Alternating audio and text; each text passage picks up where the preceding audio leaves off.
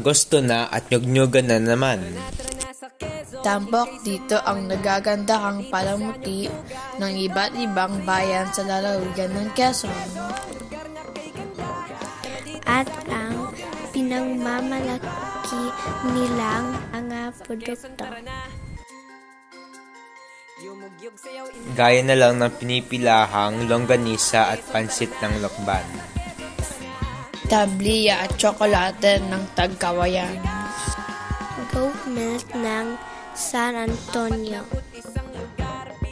Suman sa gata ng Infanta. Danggit at dilis ng Patnanungan. Pini ng Mauban.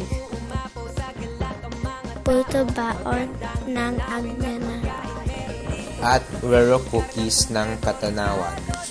Tara na sa Quezon!